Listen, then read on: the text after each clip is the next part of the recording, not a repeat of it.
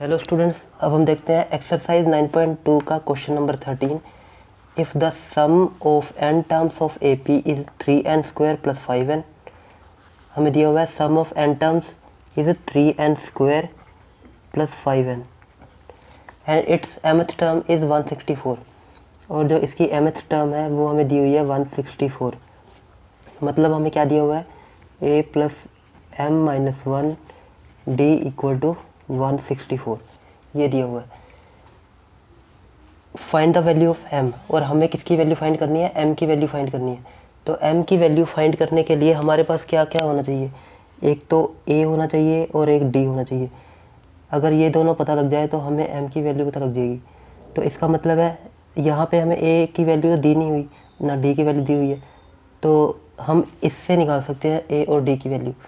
तो हम कैसे निकालेंगे, जैसे मान लो यहाँ पे हम अगर n की वैल्यू 1 रखें, अगर n की वैल्यू 1 रखते हैं तो हमें s1 कितना मिलेगा, 3n की जगह पे 1 प्लस 5n, यहाँ से आ गया 3 प्लस 5, ये हो गया 8, ये हमें मिला s1। और अगर हम n की वैल्यू अगर 2 रखें, n की वैल्यू 2 रखें तो हमें मिलेगा second sum of two terms 3 और n की जगह पे 2 का स्क्वायर और 5 यहाँ पे 2, और ये मिल गया हमें 3 इंटू 4 प्लस 5 इंटू 2, ये हो गया 12 और ये हो गया 10। तो यहाँ से हमें मिला 22। तो मतलब सम ऑफ टू टर्म्स इज 22। अब इसका क्या मतलब है, जैसे मान लो हमारे पास ये कोई एग्जांपल के लिए हम एक ए पी ले लेते हैं, 2 4 6 8 10, ऐसे हमारे पास एक ए पी है। तो अगर मैं बोलूँ कि सम ऑफ 3 टर्म्स, अगर 3 टर्म्स का सम पूछूँ, पहले 3 टर्म का, तो हम ये बोलेंगे 2 प्लस 4 प्लस 6, यही है S3। अगर सम ऑफ फर्स्ट 2 टर्म्स बोलें तो ये होगा S3। क्या होगा, ये ऐसे हमारे पास A1 है, ये A2 है और ये A3 है, तो S3 क्या होगा, A1 plus A2 plus A3। अगर मैंने बोला कि सम ऑफ 2 टर्म्स, पहली 2 टर्म का सम, तो क्या होगा A1 प्लस A2। अगर मैं बोलूँ सम ऑफ फर्स्ट टर्म, तो पहली टर्म होगी 2, मतलब यही हमारी फर्स्ट टर्म है, यही हमारी सम ऑफ फर्स्ट टर्म है। तो मतलब जो S1 होगा वही हमारा A होगा। तो हमें यहाँ से पता लग गया कि जो हमारी फर्स्ट टर्म है वो कितनी है, 8। हमें फर्स्ट टर्म तो मिल गई, अब हमें D चाहिए।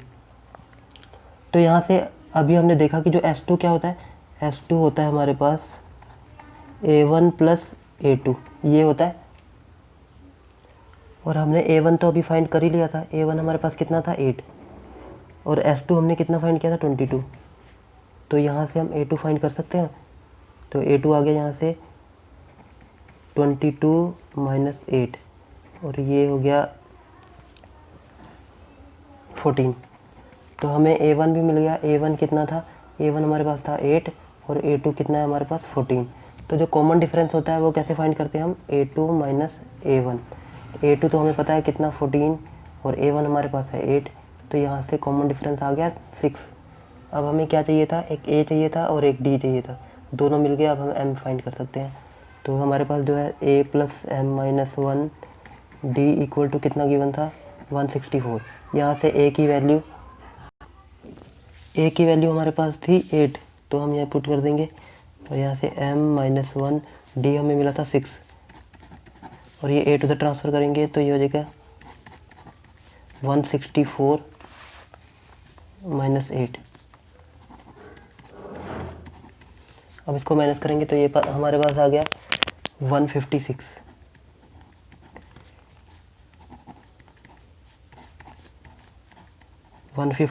ये 6 से डिवाइड करेंगे तो और कितना रह गया 26। तो M माइनस 1 इक्वल टू, ये हमने कैंसिल किया 6 से, ये आ गया 26, और 26 ये माइनस 1 का 1 उधर ट्रांसफ़र होगा, तो ये हो जाएगा 26 प्लस 1। तो M की वैल्यू यहाँ से मिल गई हमें 27।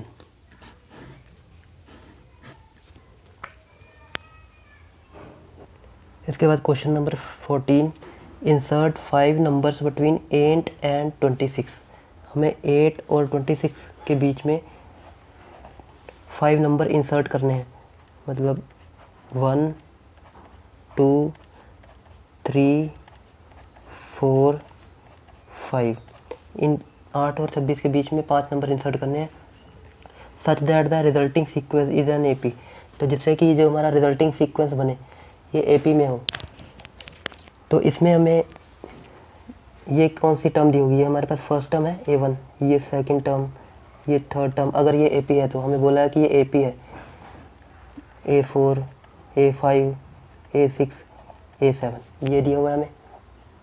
ये फर्स्ट टर्म को हम क्या बोलते हैं A, A1 को हम A बोल देते हैं। अब ये जो 7th टर्म हमें कितनी दी हुई है 26, यहाँ पे हमें 7th टर्म दी हुई है 26। और A7 को हम कैसे लिखते हैं, A7 को हम लिखते हैं A + 6D, तो ये हो गया 26 के इक्वल।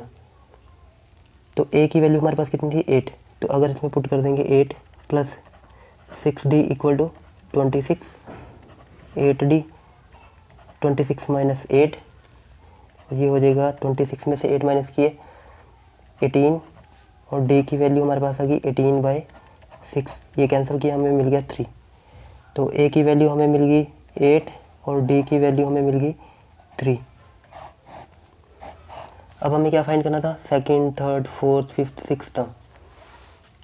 तो सेकंड टर्म को हम क्या लिखते थे, जैसे यहाँ A2 है तो क्या लिखेंगे हम A + 1D। जैसे हमारे पास A1 होता था, A1 को कैसे लिखते हैं A + 0D, मतलब इससे एक कम। A2 क्या होगा A + 1D, इससे एक कम। A3 क्या होगा A + 2D, इससे एक कम। A4 क्या होगा A + 3D, इससे एक कम। ऐसे लिखते जाएंगे। तो हमारे पास 2D है तो A + 1D, तो A हमारे पास कितना है, A हमारे पास है 8 प्लस D कितना है हमारे पास 3, तो ये कितना आ गया 11। तो हमें सेकंड टर्म कितनी मिल गई 11। अब हमें चाहिए थर्ड टर्म, तो ये कैसे लिखेंगे A + 2D, तो A हमें मिला है 8 + 2 × D की वैल्यू हमारे पास है 3, तो यहाँ से आ गया 8 + 6 14, तो थर्ड टर्म हमें मिल गई 14। अब हमें चाहिए फोर्थ टर्म, तो A4 को हम लिखेंगे A + 3D, तो A हमारे पास है 8 + 3 × D हमारे पास है 3, तो ये हो गया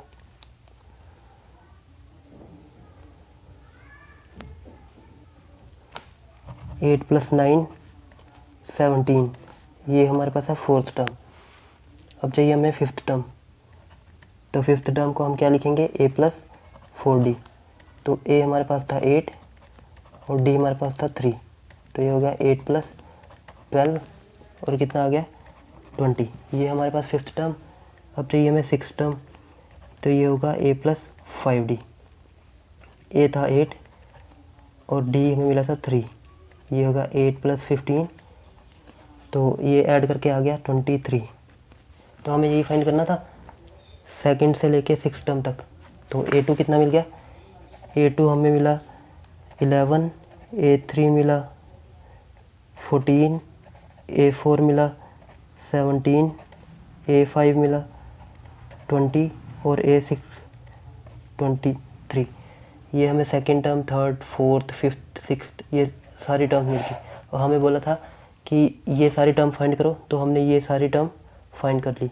और हमें बोला था ये एपी में होना चाहिए, तो ये 8 के बाद 3 11, 11 3 14, 14 3 17, 17 3 20, 20 3 23, 23 3 26, तो ये हमारी एपी भी बन रही है।